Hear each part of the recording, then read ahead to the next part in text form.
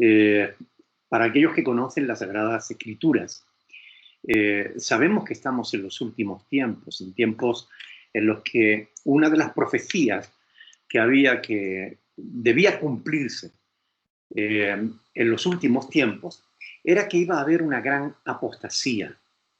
Apostasía es apostatar de la fe, es decir, es renunciar a los principios bíblicos de la fe cristiana. Dicho de otro modo, mucha gente se iba a apartar de la verdad. Haciéndose pasar por cristianos, muchos iban a introducir dentro de las iglesias herejías. Herejías son falsas doctrinas, justamente por causa del abandono de las Sagradas Escrituras. En este último siglo, desde la mitad del siglo pasado a la que llevamos de este siglo, ha habido un deterioro en la calidad espiritual de los creyentes. Los cristianos se han relajado. Los cristianos ya no leen tanto la Biblia como antes. Antes era habitual que cualquier cristiano pudiera recitar grandes pasajes de la Biblia de memoria. Hoy en día apenas si algún creyente se conoce uno o dos textos de memoria y casi siempre son promesas o frases que les gusta, ¿no? Pero no conocen realmente las Sagradas Escrituras. Esto provoca una enorme confusión. Y esa confusión la vemos cuando nos damos cuenta de las cosas que están sucediendo en las iglesias. Nadie sabe ya qué es la verdad y qué no es verdad. En demasiadas ocasiones vemos en internet vídeos de gente haciendo cosas en las iglesias que pertenecen más al paganismo que a la fe cristiana. Prácticas que no se debieran hacer dentro de una congregación. Prácticas que son en algunos casos incluso diabólicas. Y sin embargo se practican como si fueran cosas de Dios. Y es que la iglesia cristiana hoy en día ha perdido la capacidad de discernimiento, la capacidad de entender lo que es verdad y lo que no es verdad. Justamente por lo que decía, porque han abandonado el conocimiento de las Sagradas Escrituras, de ahí esa gran confusión. Estoy seguro de que muchos de ustedes han visto en algunas iglesias gente cayéndose al suelo, ¿no? Les ponen las manos encima y si no se caen, los empujan para que se caigan. Vemos en las iglesias gurús, es decir, falsos maestros, vendiendo falsas unciones. Se ven hoy en día pastores vestidos de Batman o del Chapulín Colorado, unas cosas absurdas, payasos, entreteniendo a gente mundana. Estas cosas están sucediendo dentro de las iglesias, como si fueran cosas de Dios, pero realmente no lo son. Es habitual ver en las iglesias grupos de chicas danzando o bailando con músicas sensuales. Incluso hay pastores que han convertido su iglesia en una discoteca. Le llaman cristotecas. Pero eso es una verdadera blasfemia. La gente no tiene sentido común para saber diferenciar lo que es correcto de lo que no lo es. Y esto está pasando en nuestros días. Hay iglesias que celebran Halloween y condenan a otros porque celebramos la Navidad. Dicen, la Navidad es pagana y no se dan cuenta de que Halloween es mucho más pagano que la Navidad. Falsos pastores vendiendo falsos evangelios. Vemos prácticas, ritos dentro de las iglesias que nada tienen que ver con la fe cristiana. Gente hablándole al dinero para atraer al dinero, pisando billetes, ritos de prosperidad, derramando sal, derramando agua, porque creen que así van a recibir riquezas,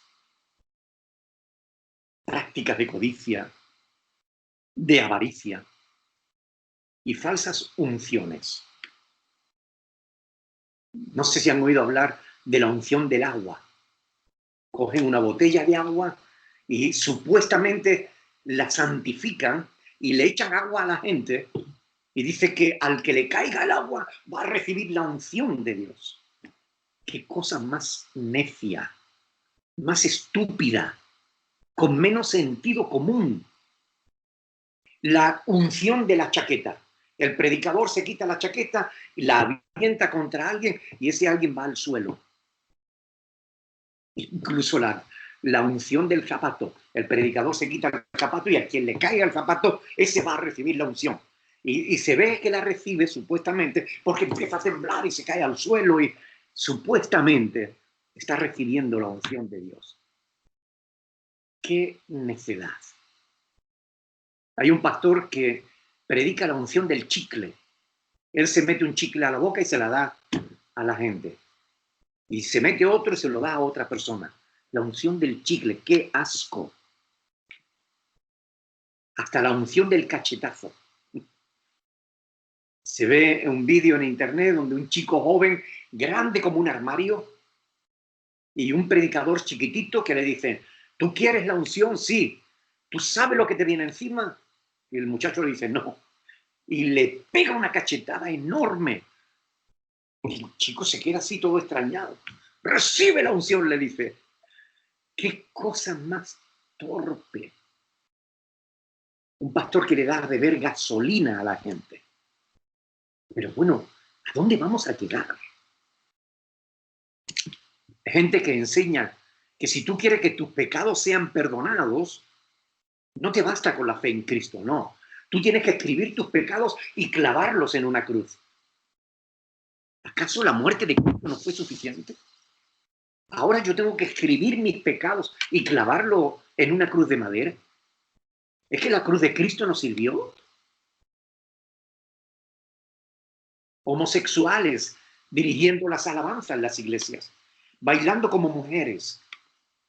Es que el mundo se ha vuelto loco. Gente danzando de manera estrambótica, moviendo la cabeza frenéticamente, todo su cuerpo, gente revolcándose por el suelo, gente danzando, dando vuelta y vuelta y vuelta, como los musulmanes sunís, sufís. Gente practicando santería. Dentro de las iglesias. Ritos paganos como el Kundalini. Sanidades como el Reiki. Falsos milagros. Es habitual verlo hoy en día dentro de muchos grupos religiosos. Incluso hay iglesias que se atreven a dar cursos de cómo manipular a la gente, perdón, de cómo ganar a la gente.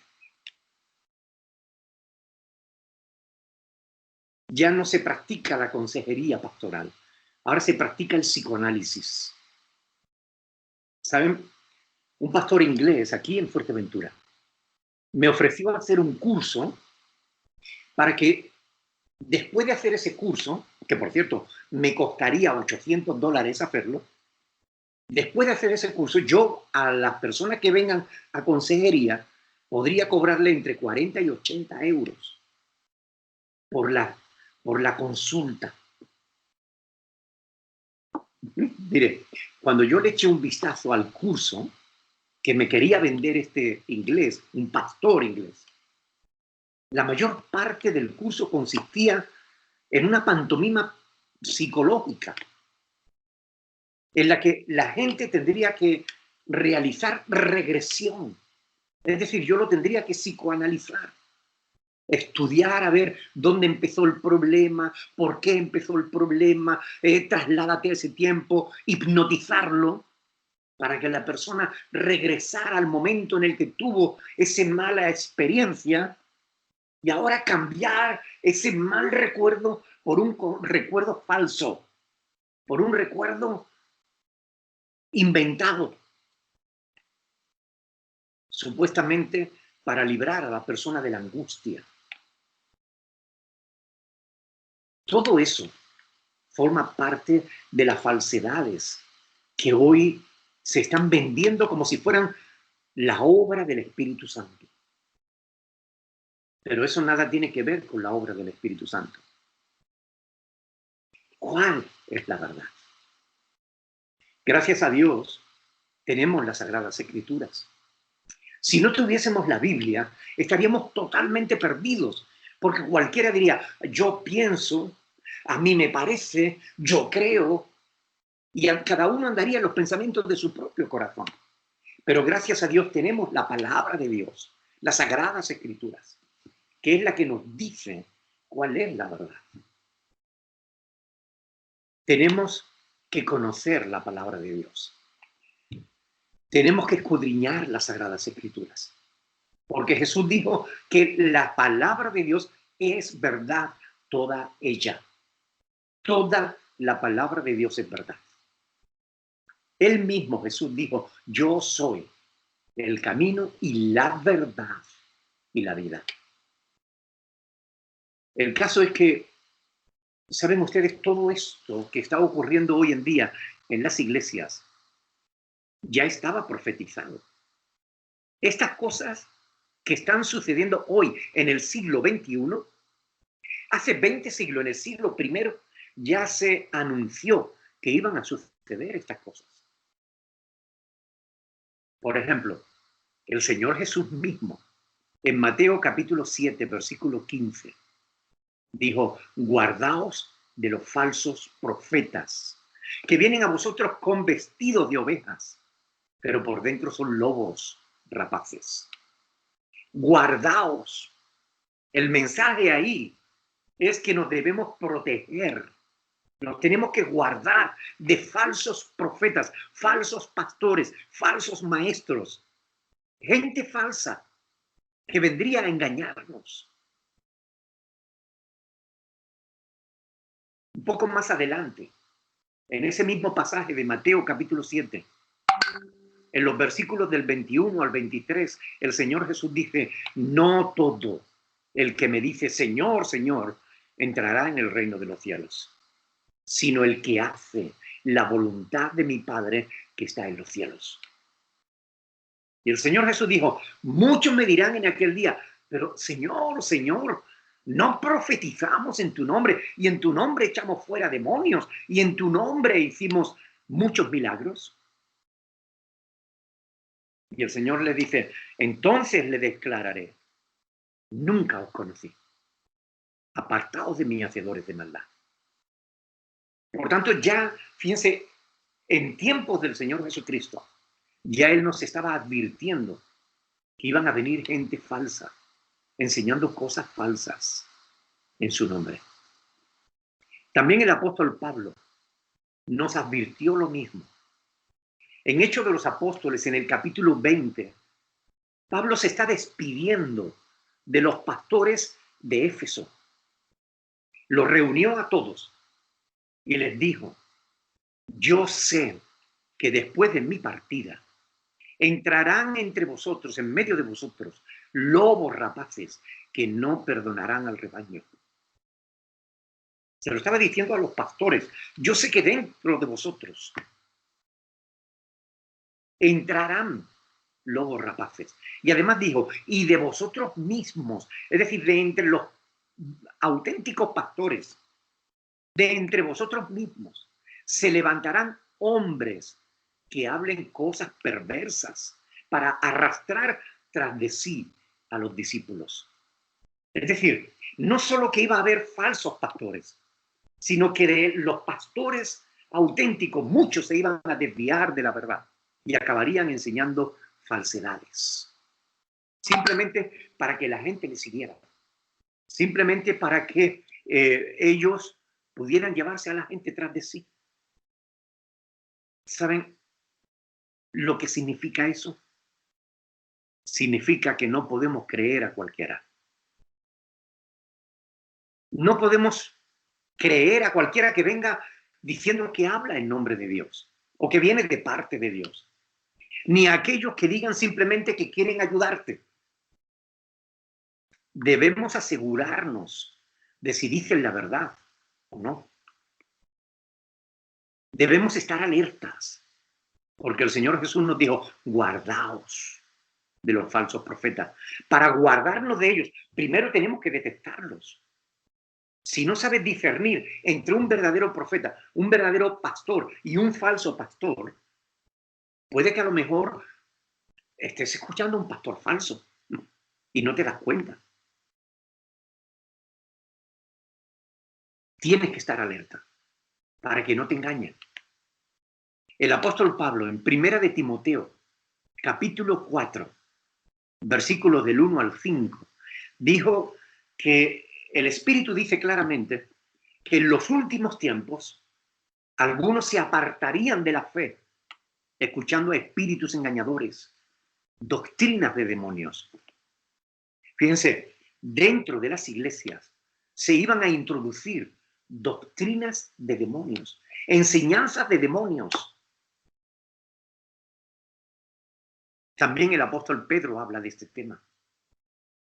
Pero hubo también entre vosotros falsos profetas entre el pueblo, como habrá también entre vosotros falsos maestros que introducirán encubiertamente herejías destructoras y aún negarán al Señor que lo rescató, atrayendo sobre sí mismos destrucción repentina. Y muchos, dice, seguirán sus pecados. Esto estaba escrito hace 2000 años, segunda de Pedro capítulo 2, del 1 al 3. De modo que la palabra de Dios ya nos estaba alertando sobre este peligro, sobre el peligro de que en los últimos tiempos no podríamos creer a cualquiera. Tendríamos que estar alerta para que no se nos engañara. Nuestra responsabilidad como hijos de Dios es comprobar si lo que nos dicen o lo que hacen es correcto o no es correcto. ¿Saben? El apóstol Pablo, escribiéndole a la iglesia de Éfeso, en el capítulo 5, versículo del 6 al 11, les dice, escuchen bien, nadie os engañe con palabras vanas, porque por estas cosas viene la ira de Dios sobre los hijos de desobediencia. No seáis pues partícipes con ellos, porque en otro tiempo erais tinieblas, mas ahora ya sois luz en el Señor. Andad como hijos de luz, porque el fruto del Espíritu es en toda bondad, justicia y verdad, comprobando lo que es agradable al Señor.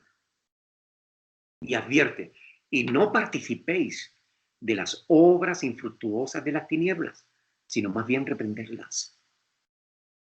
De modo que Pablo, el Señor Jesús, Pablo, Pedro, en la palabra de Dios encontramos multitud de pasajes que nos alertan de este peligro, del peligro de ser engañados en nombre de Dios.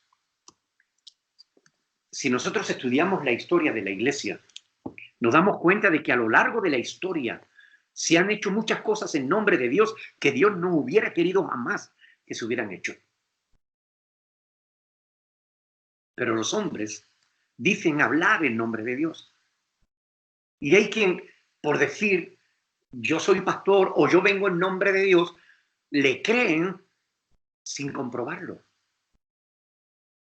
En Colosenses capítulo 2, verso 8, el apóstol Pablo dice, mirad que nadie os engañe por medio de filosofías y huecas sutilezas, según las tradiciones de los hombres, conforme a los rudimentos del mundo, y no según Cristo.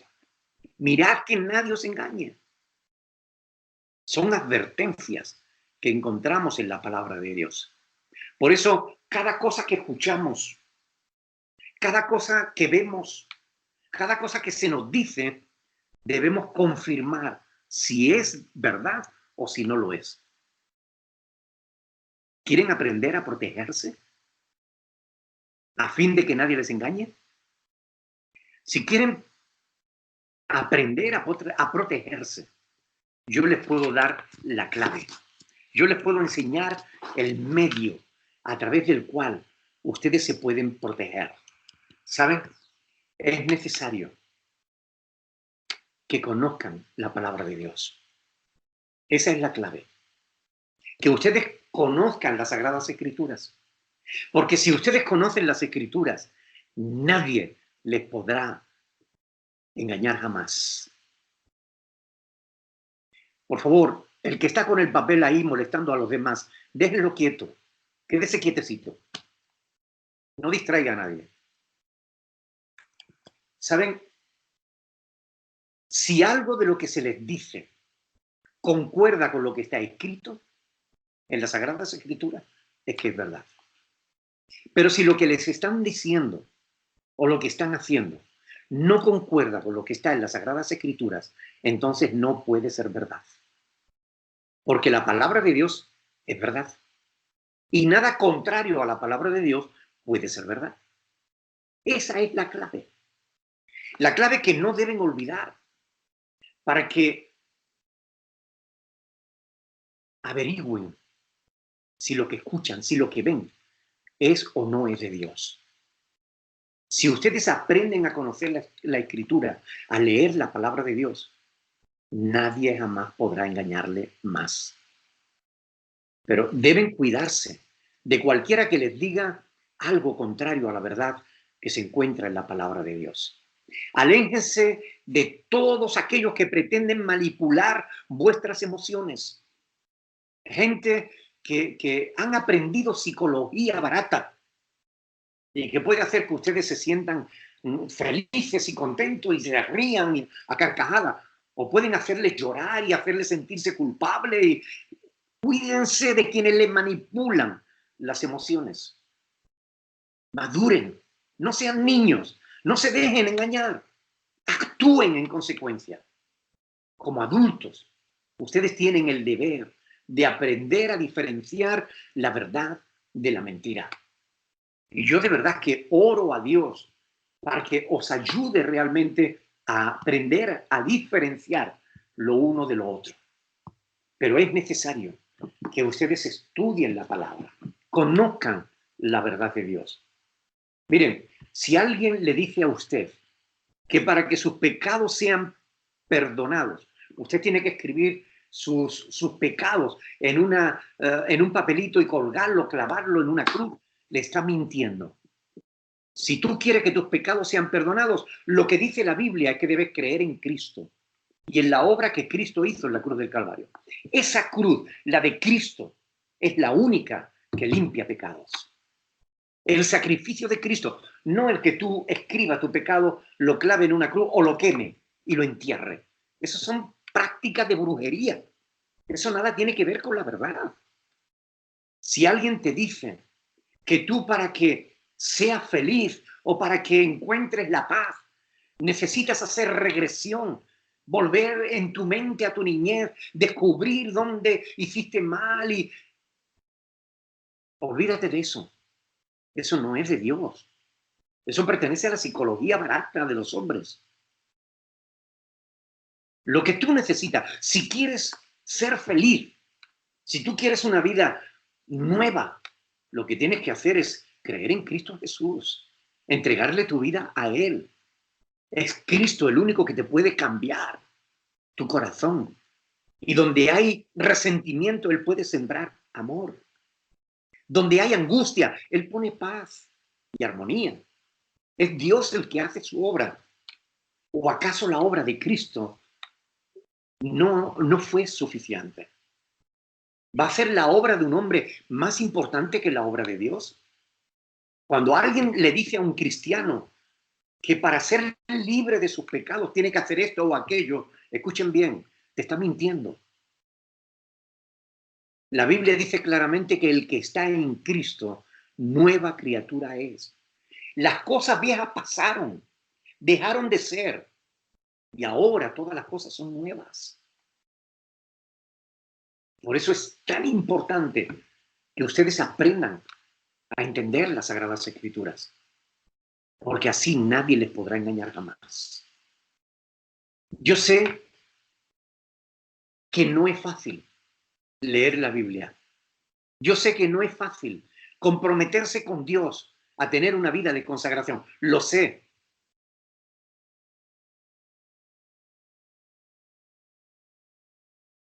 Pero ¿sabes lo que sé también?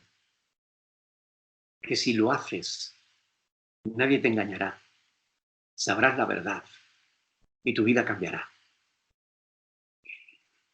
Somos amantes del menor esfuerzo. Es la única ley que a todo el mundo le gusta cumplir.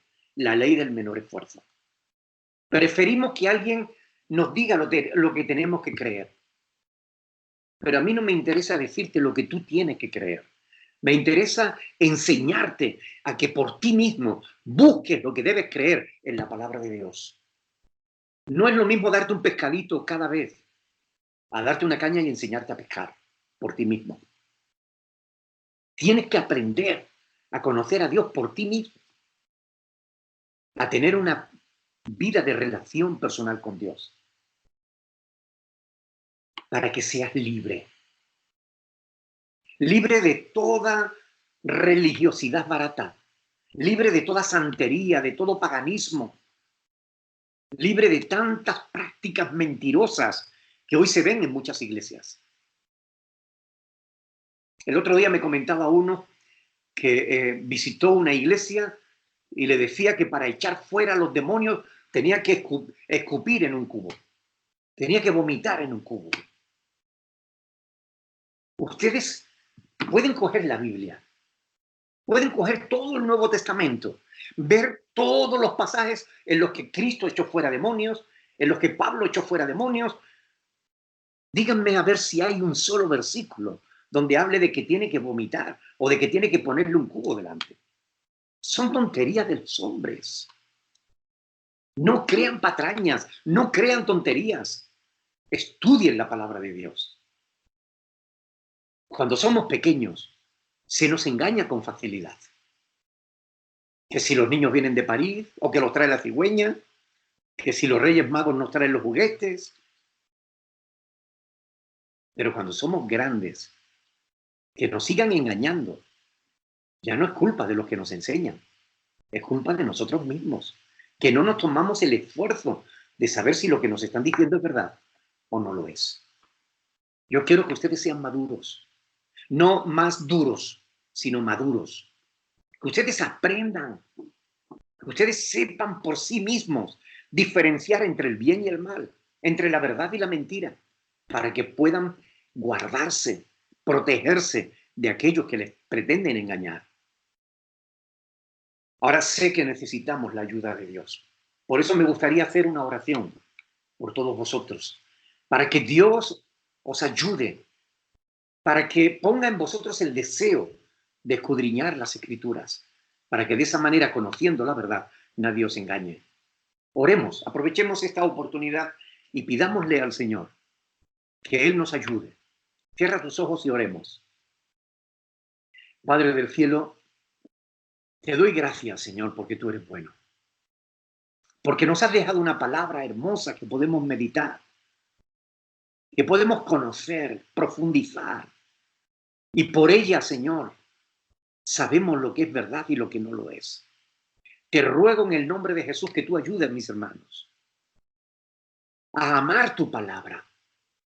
Ayúdalos a que sientan deseo de escudriñarla, de conocerla, de profundizarla.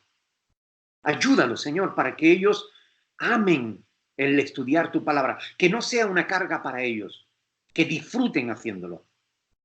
Te pido, Señor, que les des conocimiento de la verdad, que tu Espíritu Santo les enseñe.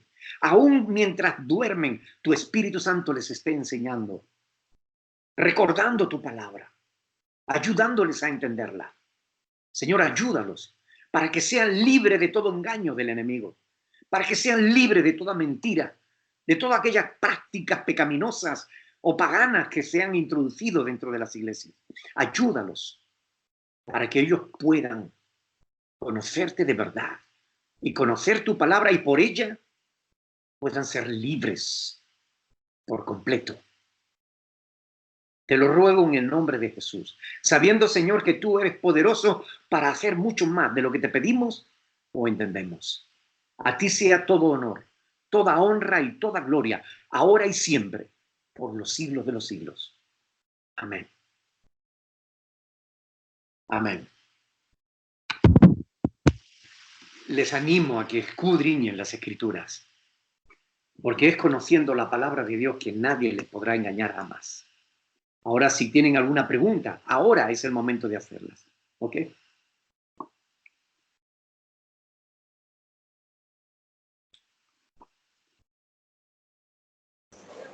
Un momentito, pastor. Van a hacer las preguntas. Porfa.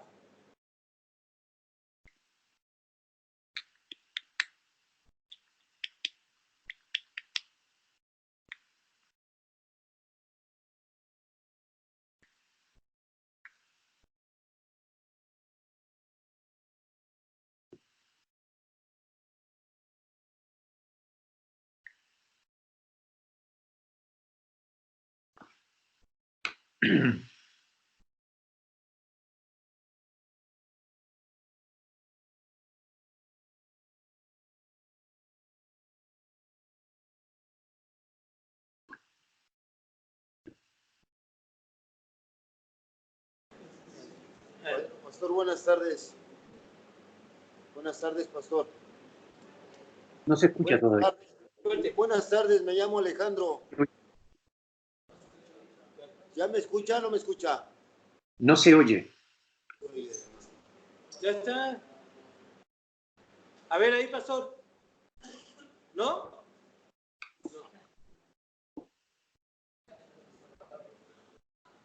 No, está.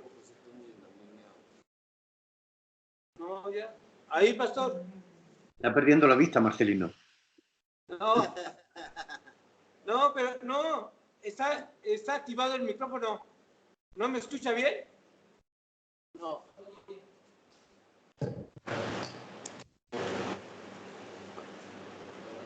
A ver ahí. ¿Ve usted? Ahora. Pastor, buenas tardes. Soy Alejandro. ¿Qué tal, Alejandro? Oiga, yo tengo una duda. ¿La fe cómo se practica? La fe.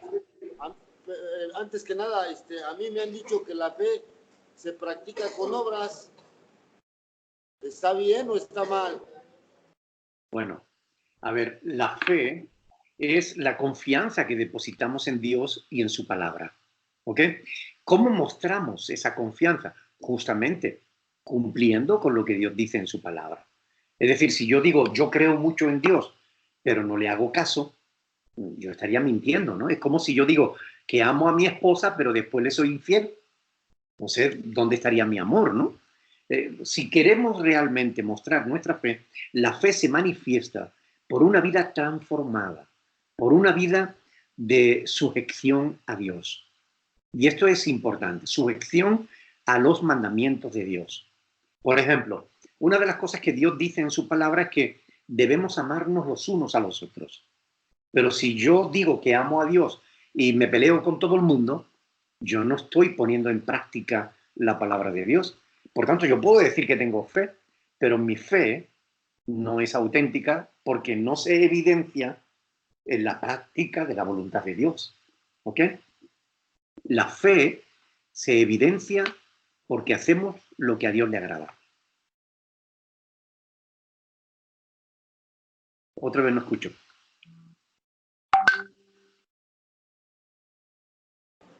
Lo que vendrían siendo los mandamientos que usted me acaba de decir. Entonces, yo tenía otra duda. Dicen que el reino de Dios se va por fe, no por obras. ¿Cierto? Así es.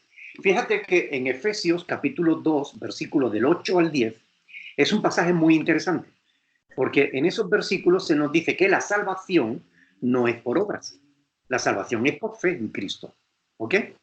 Pero en el versículo 10 se nos dice que siendo salvos, Dios ha preparado obras para que nosotros las hagamos.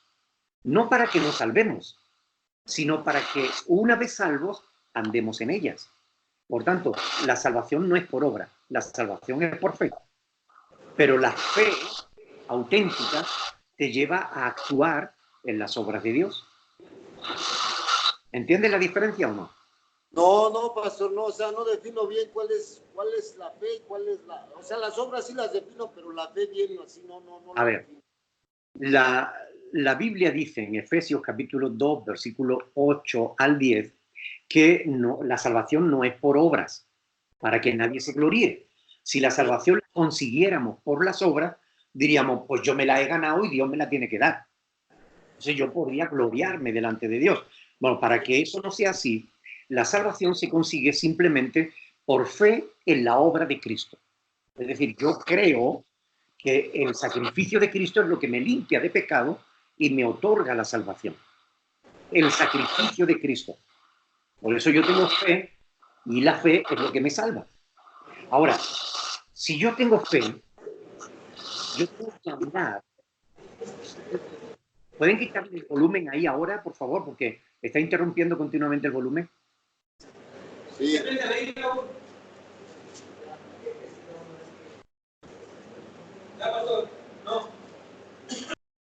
Ahí, ok.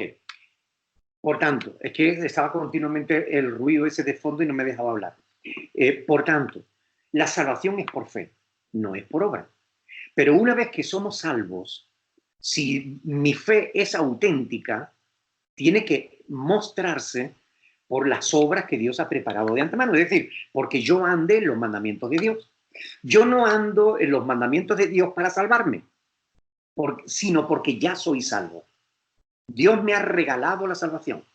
Pero ahora, porque Dios me ha regalado la salvación, yo trato de agradarle a Él.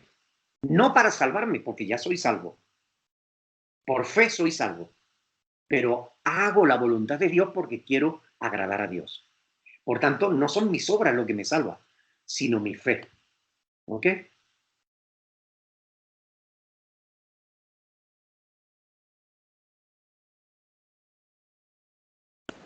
Pastor, un joven me pregunta, el miércoles viene un señor aquí a predicar o a darle la palabra, que si es correcto,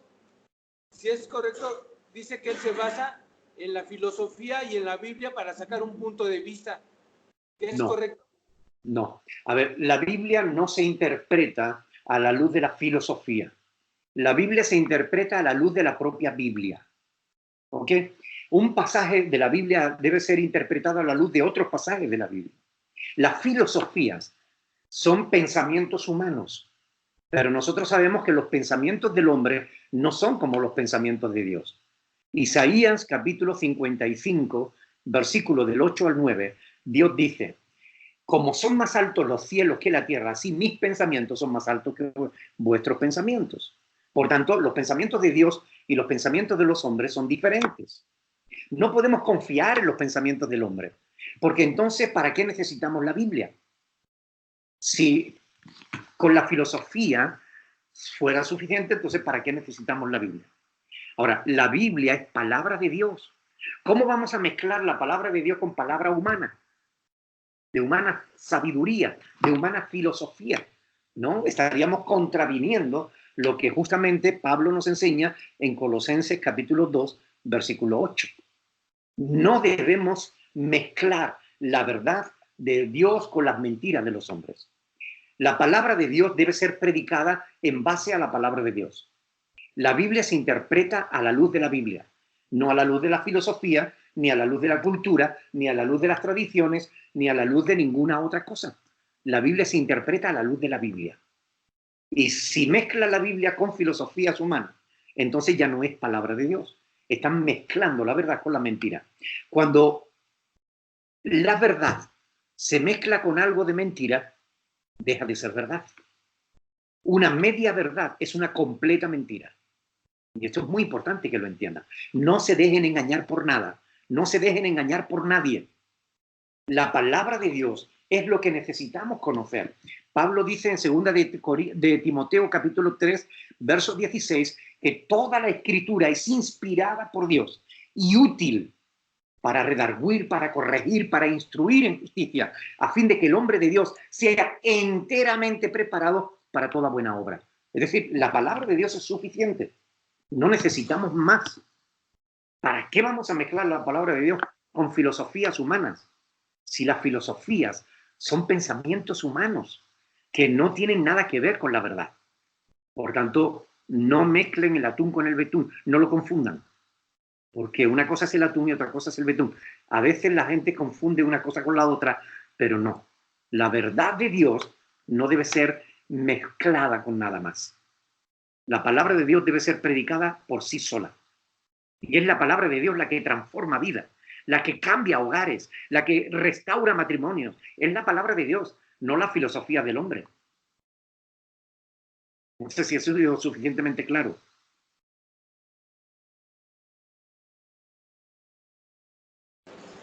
Buenas tardes, pastor. Hola. Hola. Preguntan, ¿a qué se refiere la palabra ciencia en la Biblia? Bueno, el conocimiento, justamente, ciencia significa conocimiento. ¿Ok? El conocimiento humano o la ciencia humana, nosotros sabemos que es progresiva. Quiero decir que, por ejemplo, lo que se creía ayer ya no se cree hoy. Y lo que creemos hoy posiblemente mañana no se creerá. En cuestiones de ciencia me refiero. En el Louvre, en París, hay una biblioteca científica que tiene cientos de miles de libros científicos que en su tiempo se creyeron y hoy en día se sabe que todas esas teorías son falsas. Es decir, la ciencia va aprendiendo sobre la marcha. Ahora, cuando hablamos de sabiduría, de ciencia, de conocimiento, la Biblia en la epístola de Santiago hace diferencia entre la sabiduría que viene de lo alto y la sabiduría que es terrenal, y que Santiago llama terrenal, animal y diabólica. Entonces, hay una sabiduría que viene de Dios y una sabiduría que viene de los hombres. La que viene de Dios es pacífica, es pura. La que viene de los hombres es terrenal, animal y diabólica. Por eso no debemos mezclar la sabiduría de Dios con la sabiduría de los hombres. Pablo, cuando fue a predicar a la iglesia de Corinto, les dijo, yo no he venido a vosotros con palabras de humana sabiduría, sino con mucho temor y temblor en el poder del Espíritu de Dios.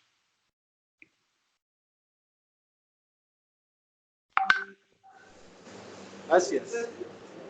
Dice, ¿cuál es la diferencia entre sabiduría e inteligencia?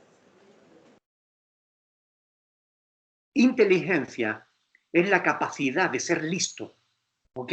De ser despierto. Sabiduría tiene que ver con el saber aplicar el conocimiento que tiene al beneficio de los demás. Eso es sabiduría. Es decir, la sabiduría es la capacidad de usar tu conocimiento para el bien.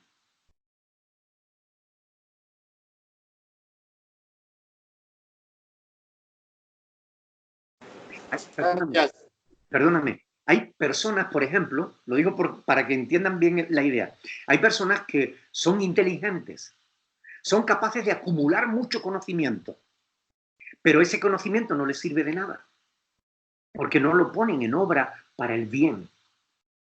Entonces, ¿de qué sirve ser inteligente si no eres sabio? El sabio es el que, por muy poco que sepa, sabe usar su conocimiento para el bien.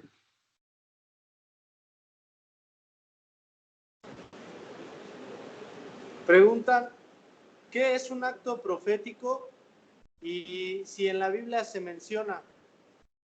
Bueno, en la Biblia no se menciona acto profético, esa frase así, pero un acto profético es, por ejemplo, pues cuando, por poner un ejemplo, cuando el profeta Isaías se desnuda para mostrar las vergüenzas de Israel. Okay, eso es un acto profético. Les está hablando al pueblo de Israel diciéndole, ustedes están desnudos ante los ojos de Dios. Y para que lo entendieran, él se desnudó y estuvo desnudo delante del pueblo. Eso es un acto profético. ¿Ok? Ahora, hay que entender que ya hoy en día no hay profetas.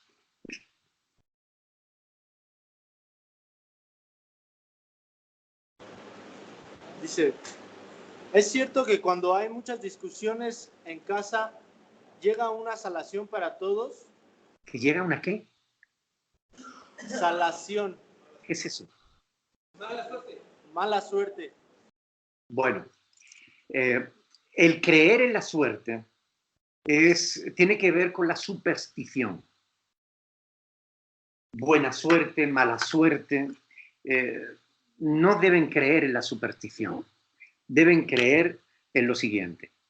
Porque es bíblico, porque lo dice la palabra de Dios. Si quieres que te vaya bien, sé obediente a las palabras de Dios. Si eres obediente a Dios, todo te va a ir mucho mejor. Si eres desobediente a Dios, las cosas te van a ir peor. Y ustedes lo saben, porque cuando ustedes están bien con Dios, todo lo demás les va bien. Y cuando están mal con Dios, todo lo demás le va mal. Lo saben. No depende de la suerte, depende de su compromiso con Dios.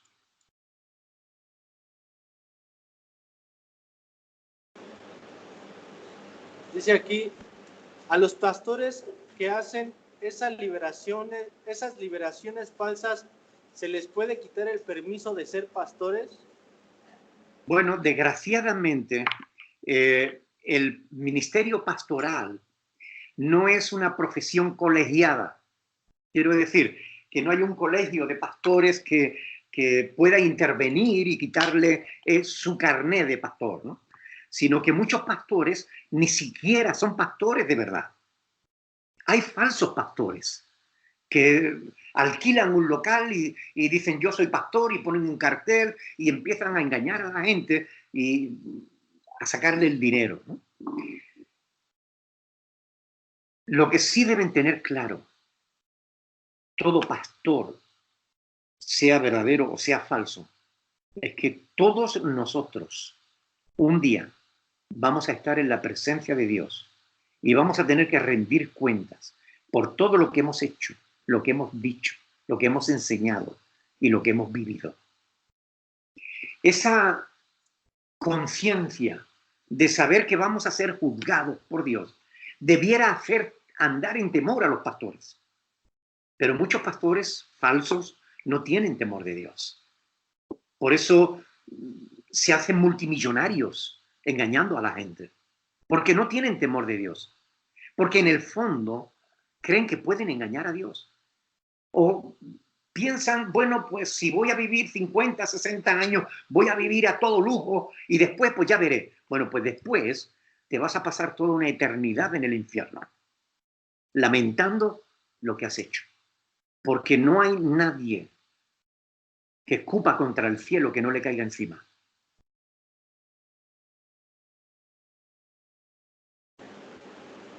Pastor, aquí todos los días martes viene una persona que se dice ser un padrino. Entonces, ¿Qué es un padrino?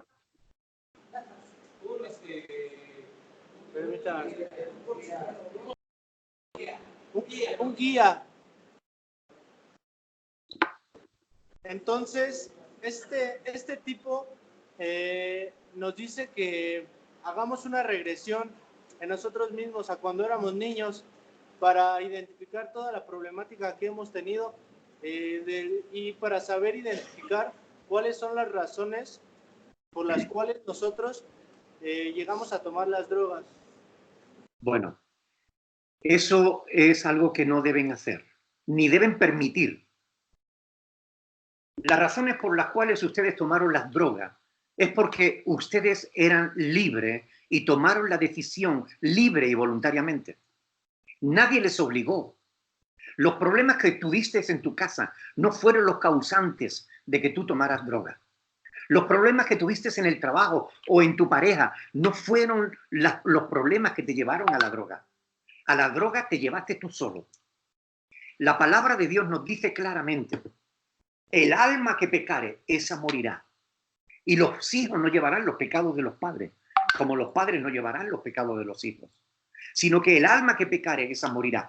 Ezequiel capítulo 18, versículo 20. Por tanto, la palabra de Dios nos pone a todos y cada uno de nosotros como responsables de nuestros actos.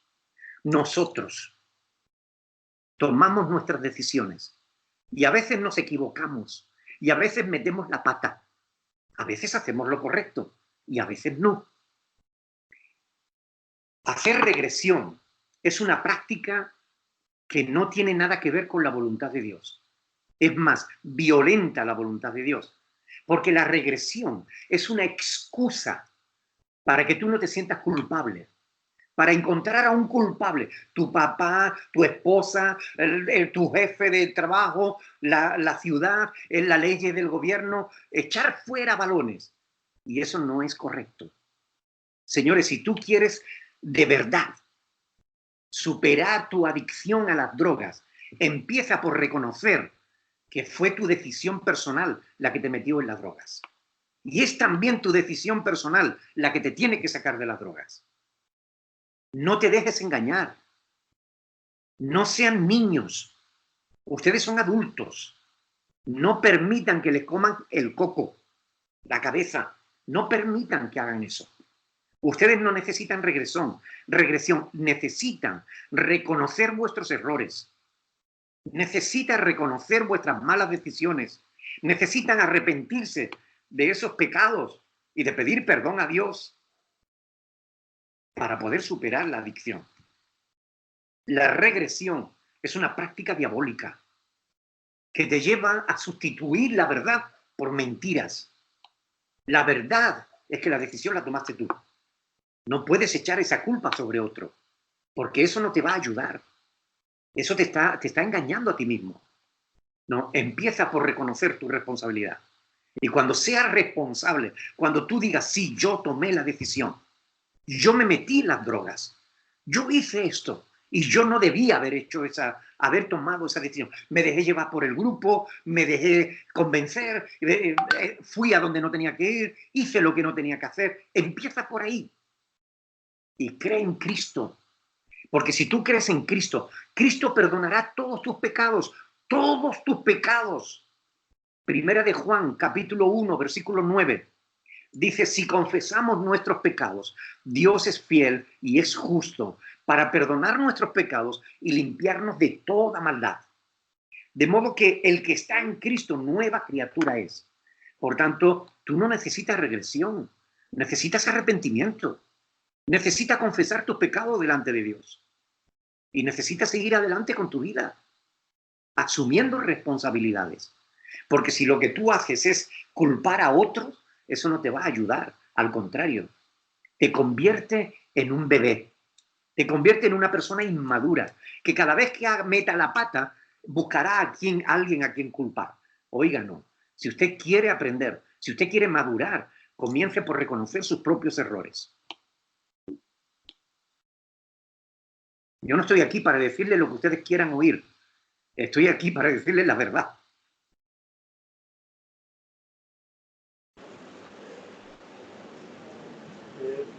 Cuando uno muere en estos tiempos en el pecado, ¿Dios lo juzga en ese tiempo y lo manda al infierno? La palabra de Dios nos dice en Lucas capítulo 16, del 19 en adelante, que cuando el rico que había vivido perdidamente murió, fue llevado por los ángeles al infierno, al lugar de tormento, al Hades.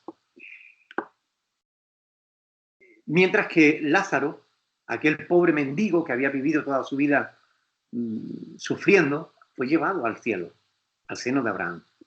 Por tanto, cuando morimos, ya vamos al lugar donde tengamos que ir.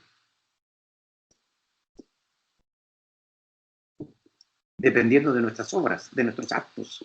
Si no tienes fe, serás juzgado por las obras que hayas hecho.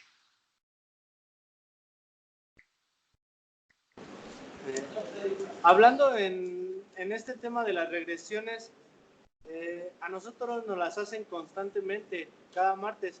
Entonces, ¿qué tanto nos puede afectar eso a nosotros? Mucho. Y les voy a decir por qué. Por lo que antes les decía. Es decir, les están engañando. Les está llevando a la irresponsabilidad de culpar a otros por vuestras propias decisiones. y os está metiendo en un terreno escabroso, que es un terreno que tiene que ver con el ocultismo, no tiene nada que ver con Dios. Una regresión te está llevando hacia cambiar las ideas del pasado. Miren, esas son prácticas que Dios aborrece. Por tanto, nosotros no debemos practicar ese tipo de cosas. Son perjudiciales, te alejan de la verdad. La mentira te lleva al lago de fuego. La verdad te lleva al reino de Dios. Así que juzguen ustedes si es justo creer la mentira o mejor creer la verdad.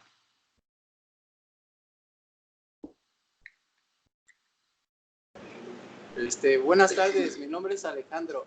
Hola, Alejandro. Tenía la pregunta de que cuarto y quinto paso es un seguimiento de Alcohólicos Anónimos, en el cual ahí hacen una escritura también igual de lo que nos ha pasado durante la niñez y ha transcurrido hasta ahorita que ya somos adultos. ¿Es bueno eso? A ver, una cosa es que tú hagas una reflexión sobre tu propia vida y otra cosa es que te hagan cerrar los ojos y casi hipnotizarte para que tú vayas a recordar cosas pasadas y tal, con el objetivo de librarte de la culpa, del resentimiento, etcétera, etcétera. Son cosas diferentes. Tú puedes hacer una reflexión sobre tu propia vida, tú. Puedes echar la vista atrás y decir, bueno, ¿qué he hecho yo en la vida? ¿Cómo he estado tomando decisiones de aquí para atrás, ¿no? ¿Cómo he estado tomando decisiones? ¿Y qué resultados han tenido esas decisiones? Meditar es bueno, pero la regresión contiene elementos ocultistas. En parte, tiene que ver con el hipnotismo. Tiene que ver con cambiar los recuerdos. Y todo eso son patrañas, mentiras diabólicas que nos alejan de la verdad y que nos hacen daño porque la mentira siempre perjudica. Pero es bueno escribirlo como si fuera un diario. Siempre que sea una reflexión tuya, pero no que alguien te esté guiando, que alguien te esté manipulando en tus emociones, en tus sentimientos.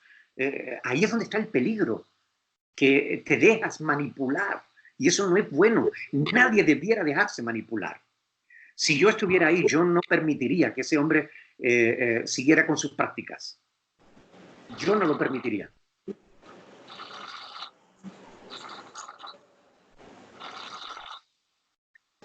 Gracias. Ni nada. ¿La idolatría de imágenes es buena o mala? En este caso, la del Todopoderoso o el Cristo que está crucificado en la cruz. Bueno, toda idolatría es mala. Toda. La palabra de Dios prohíbe la idolatría. Hay multitud de pasajes. Éxodo capítulo 20, del 4 al 6, dice, no te harás imagen ni ninguna semejanza de lo que hay arriba en el cielo, ni abajo en la tierra, ni en las aguas debajo de la tierra, ni te inclinarás a ella, ni las honrarás, porque yo soy el Señor tu Dios, dice el Dios. Por tanto, Dios prohíbe la idolatría. Da igual de qué imagen sea. El profeta Isaías dice que el hombre corta cedro del bosque o ciprés que crece entre los árboles. Usa parte de esa leña para hacer pan, para calentarse. Y del sobrante hace un ídolo, un dios. Se arrodilla y le dice, sálvame porque mi Dios eres tú. Y dice el profeta Isaías, en el capítulo 44, lo tienen, pueden leerlo. Dice, ¿acaso no tienen entendimiento para comprender que están arrodillados delante de un tronco de árbol? Por tanto, no, la idolatría no es algo que agrade a Dios. La idolatría es un invento de los hombres. La idolatría es algo que Dios dice claramente en su palabra que Él aborrece. Los ídolos de las naciones, dice el Salmo 115, tienen ojos que no ven, tienen manos que no palpan, tienen pies, pero no se pueden mover. Tienen que ser llevados de un lugar a otro. ¿Para qué sirve un Dios así? Es un Dios falso. Es mejor que creas y adores al Dios verdadero.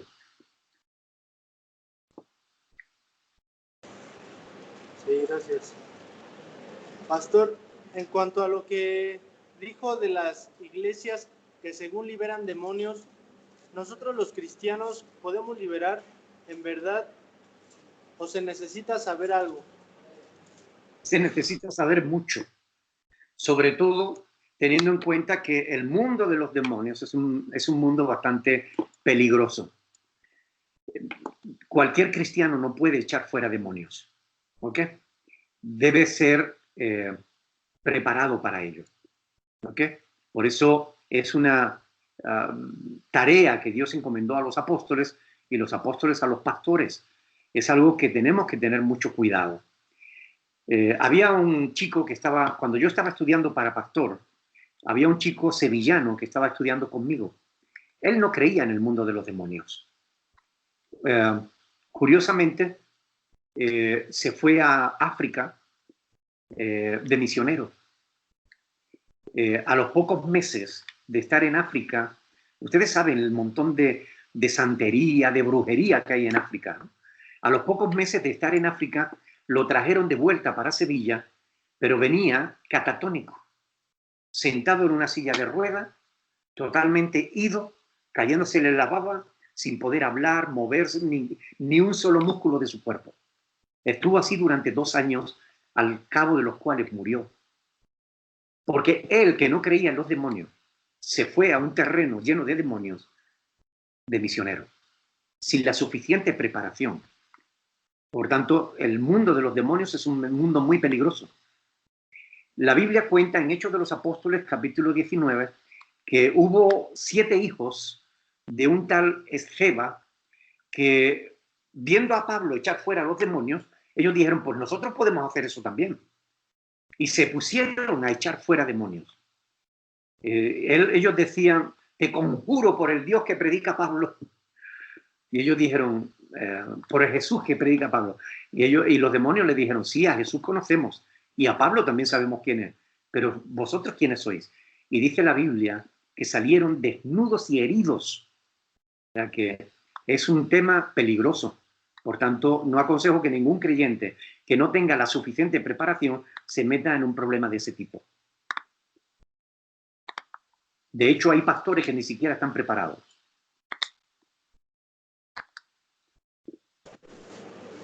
Preguntan que si la Biblia, bueno, en la Biblia prohíbe leer, prohíbe beber, perdón. A ver, la Biblia lo que prohíbe es emborracharse. La Biblia no prohíbe que te tomes una cerveza comiendo o que te tomes una copa de vino. Pero si bebes en demasía, ahí es donde te dice que los borrachos no heredarán el reino de Dios. Por tanto, no prohíbe beber, pero prohíbe la borrachera.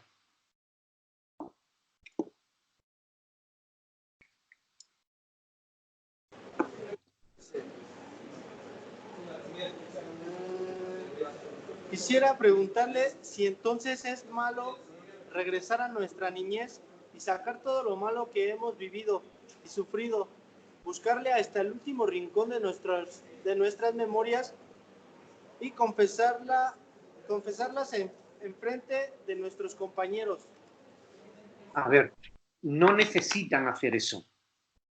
De ninguna manera necesitan hacer eso. Si ustedes quieren superar cualquier trauma, si quieren seguir adelante con sus vidas, si quieren tener una mejor vida de la que han tenido, lo que tienen que hacer es arrodillarse delante del Señor, pedirle perdón por vuestros pecados, todos, los que se acuerden y los que no se acuerden. Señor, te pido perdón por todos mis pecados. Y a partir de ese momento, comenzar una vida nueva. Eso es todo lo que necesitas. Eso es lo que nos dice Dios. Son los hombres los que complican las cosas.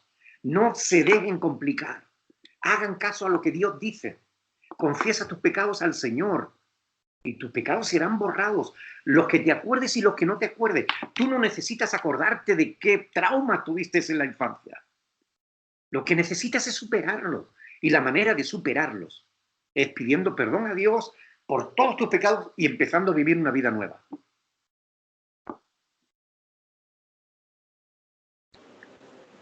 Preguntan ¿En qué capítulo de la Biblia pueden encontrar eso de que los borrachos no heredarán el reino de Dios?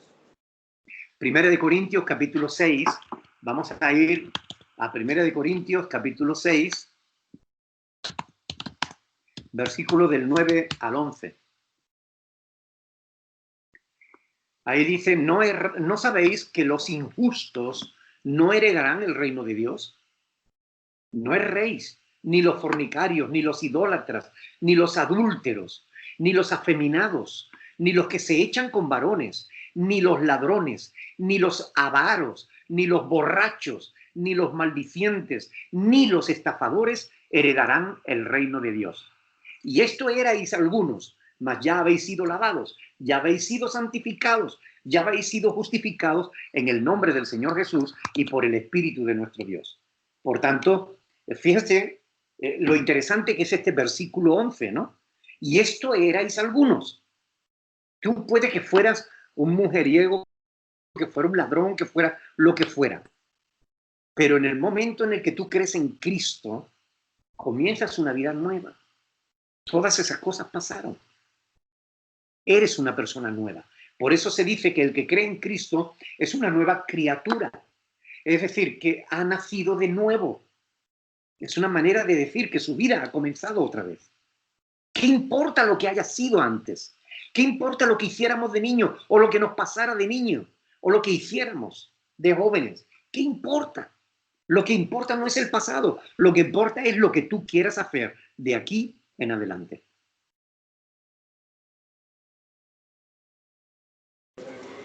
Gracias. Dice, ¿es posible tener un punto de vista correcto basado entre teológico y filosófico? No. O tienes un pensamiento filosófico, un punto de vista filosófico, o lo tienes teológico. Pero no puedes mezclar el atún con el betún. Es decir, no puedes mezclar la verdad con la mentira. O crees en la filosofía o crees en la Biblia. Pero si crees en la Biblia va a enfrentar la filosofía. ¿Por qué? Porque la filosofía es el pensamiento del hombre, mientras que la Biblia es el pensamiento de Dios. Y entre el pensamiento de Dios y el del hombre hay contradicciones.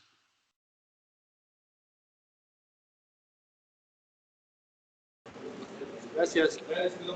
Preguntan, en algún tiempo fui devoto a la Santa Muerte. Incluso tengo tatuadas ambas manos con su imagen. ¿Qué hago para ser un buen cristiano? Taparse esos tatuajes con otros. Que pinten eso hasta que se borre.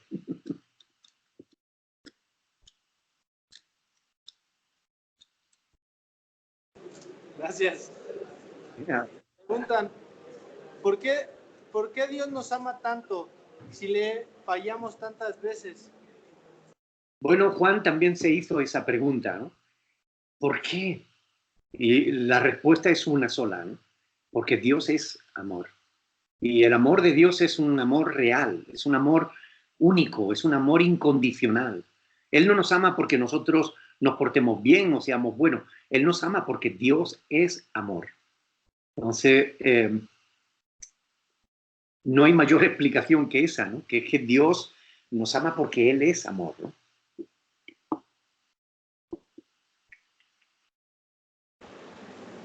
Preguntan, ¿por qué si yo tengo fe en Dios y más o menos sé de la Biblia y me apego a ella, por qué las cosas a veces me salen mal? Porque solo lo hace a veces. Ahora bien, a los cristianos también muchas veces las cosas nos salen mal. Pero aún lo que nos sale mal, dice el apóstol Pablo en Romanos 8:28, que a los que aman a Dios, todas las cosas, hasta las malas, todas las cosas, les ayudan a bien. Es decir, a la larga, aún lo malo le resulta para bien. Por tanto, no hay que creer a veces, ni hay que hacer la voluntad de Dios a veces. Hay que hacerla siempre.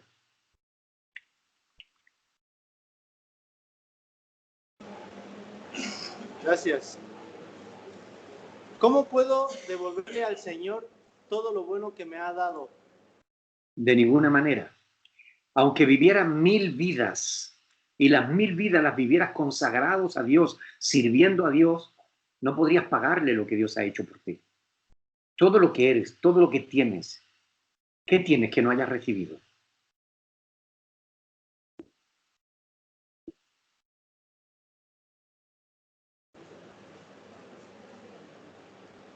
¿Por qué, a pesar de mis pecados, Él me perdona? Por lo mismo que decíamos antes, ¿no? Porque Él es amor, porque Él desea realmente que vivamos con Él, que tengamos una buena relación con Él. Dios nos ama, nos extraña, le encantaría que pudiésemos estar siempre con Él.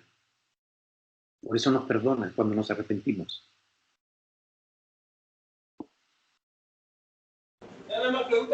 Preguntan si en el cielo seguiremos sufriendo. No. La Biblia dice claramente en Apocalipsis, en los primeros versículos del capítulo 21 de Apocalipsis, que en el cielo no habrá llanto, ni clamor, ni dolor, ni muerte, ni enfermedad, ni aflicción. Ninguna de esas cosas las habrá en el cielo. Todas esas cosas habrán dejado de ser. En el cielo solo habrá gozo y felicidad.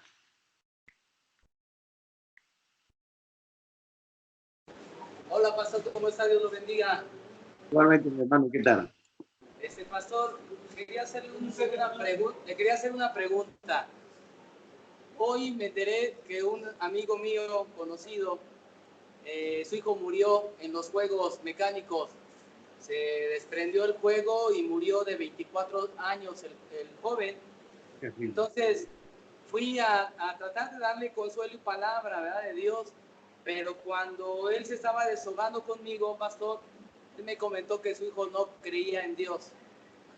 Entonces ahí yo ya me quedé callado, le di algunos pasajes, o lo que me acordé, o lo que Dios me hizo sentir, pero de alguna manera ahí me quedé con esa en mi corazón de que, pues, ¿cómo le digo, no? Que el que no cree en el Señor Jesucristo, o sea, ya no supe qué decir, pastor. Entonces quería ahí como una asesoría para, pues, si algo, Dios no quiera, pasarse algo igual, saber qué decir. Hay momentos en los que es mejor no decir nada, mi hermano, porque las palabras no son apropiadas.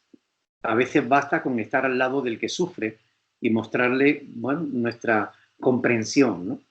Pero no es necesario, a veces no es necesario decir nada, sino simplemente estar ahí, ¿no? Cuando nosotros leemos el libro de Job, nos damos cuenta de que aquellos amigos que fueron a consolarlo durante 7 días estuvieron sentados junto a él, condoliéndose de su dolor. Y mientras mantuvieron la boca cerrada, fueron buenos amigos. En el momento en que trataron de decir algo, acabaron metiendo la pata y al final Job tuvo que orar por ellos para que Dios los perdonara. Por tanto, a veces hay momentos en los que es mejor no decir nada.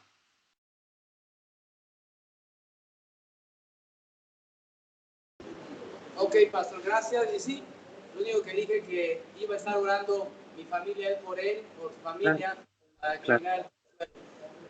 Era todo, pastor. Gracias, me gusta saludarlo.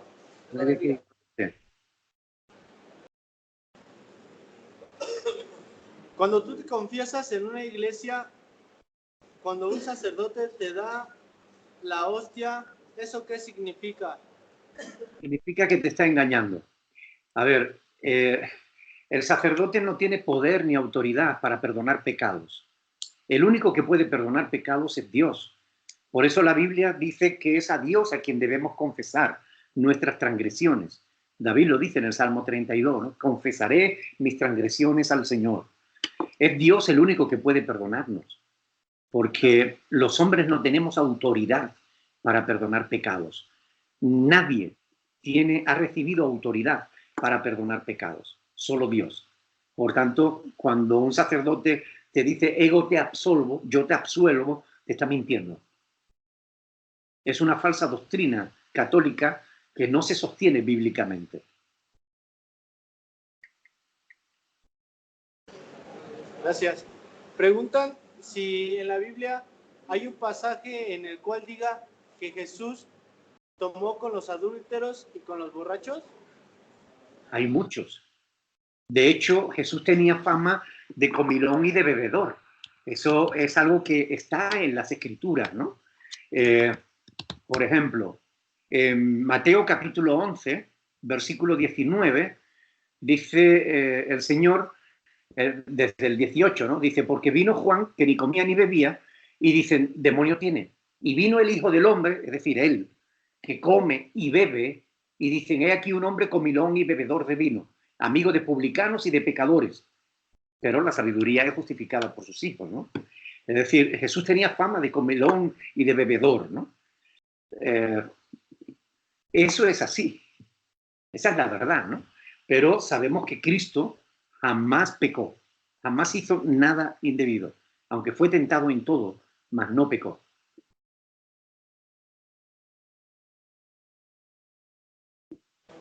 Hermano, yo tengo una duda, una intriga. En tiempo pasado, a mí me gustaba tomar las cosas ajenas, me gustaba robar. Entonces, yo sé que Dios es misericordioso y yo sé que voy a obtener el perdón de Dios, si no es que ya lo tuve. Tengo que yo pagar aquí en la tierra por todo ese daño que hice, a pesar de que Dios ya me perdonó. A ver, cuando tú te arrepentiste de tus pecados, si es que te has arrepentido y le has pedido perdón, ya Dios te perdonó. ¿Ok? Muchas veces es cierto que una cosa es, por un lado, el perdón del pecado y otra cosa es las consecuencias de ese pecado. Por ejemplo, un chico que fue toxicómano durante muchísimos años y él, bueno, se rehabilitó en un centro nuestro allí en la península, en España, ¿no? Entonces el chico se rehabilitó de tal manera que Dios hizo una obra en él increíble. Empezó a estudiar la palabra, bueno, llegó a ser pastor.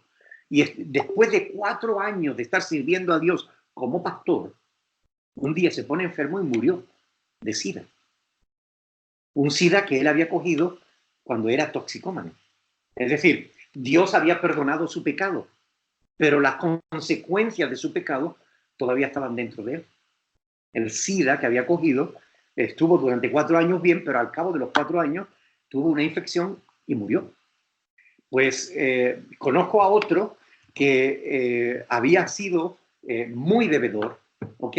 Y bueno, se convirtió, cambió, dejó la bebida y tal, y ya siendo cristiano, tuvo una cirrosis hepática que estuvo a punto de matarlo. Entonces, una cosa es el perdón del pecado y otra cosa son las consecuencias del pecado. Imagínate que tú te hubiera visto a alguien robando algo y que te hubiera denunciado.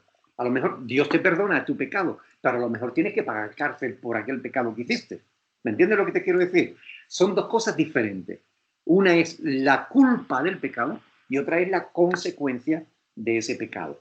En cuanto a la culpa, puedes sentirte totalmente libre, porque cuando tú pediste perdón a Dios, Dios te perdonó y dice la palabra de Dios que Dios coge nuestros pecados, lo arroja al fondo del mar y no vuelve a acordarse de ellos. Nosotros sí nos acordamos, pero Dios ya no tiene recuerdo de ese pecado tuyo. Por tanto, sigue adelante con tu vida.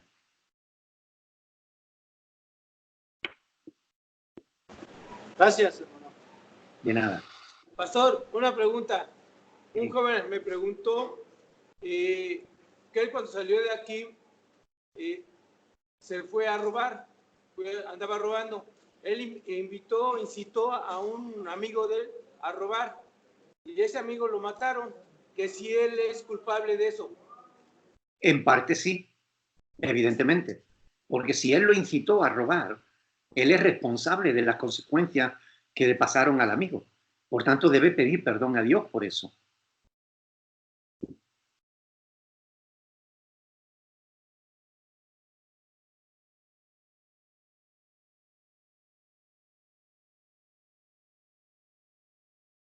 Eso sería todo, pastor. Gracias. Muy bien. No, gracias a vosotros por aguantarme cada viernes aquí. Gracias a todos y de verdad que para mí es un privilegio enorme el poder pasar este tiempo con ustedes. Yo les deseo de todo corazón que estas cosas que hablamos las mediten, piensen en ellas y obren en consecuencia, porque la palabra de Dios, Dios la ha dejado para que nosotros la tengamos en cuenta en nuestras vidas. Si ustedes tienen en cuenta la Escritura, la Sagrada Escritura, yo les aseguro que su vida va a ser mucho mejor. Así que, por favor, piensen en esto y adecuen sus vidas a la voluntad de Dios. ¿Ok? ¿Me permiten hacer una oración para despedirnos? Padre del cielo, yo te doy gracias porque tú eres bueno, Señor, porque para siempre es tu misericordia y tu verdad por todas las generaciones. Yo quiero darte gracias por mis hermanos, por todos los que están ahí, que tienen hambre y sed de tu verdad, de tu palabra. Ayúdalos a conocerte más profundamente. Padre, quiero rogarte que quites a esa persona que va ahí a engañarlos con regresiones. Haz que deje de ir, Señor.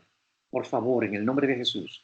Apártalo de ellos para que no les contamine con mentiras, ni les lleve, Señor, a prácticas pecaminosas de ocultismo y de brujería, Señor. Apártalo de ahí. Y te ruego, Señor, que tú bendigas a cada uno de los que están ahí y los ayudes, porque tú conoces sus vidas, conoces sus circunstancias, conoces su familia, conoces su situación. Y cada uno de ellos tiene necesidades, Señor.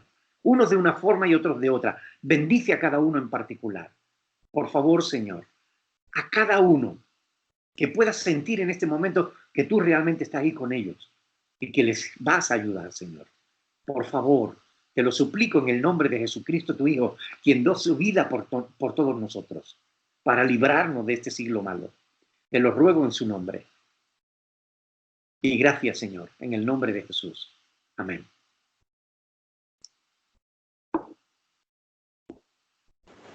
Gracias, pastor. A vosotros. Chavos. Gracias a todos. Dios les bendiga. Acá hay otros, los nuevos de este lado. Dios les bendiga. Un abrazo. Hasta luego, pastor. Bendición. Chao.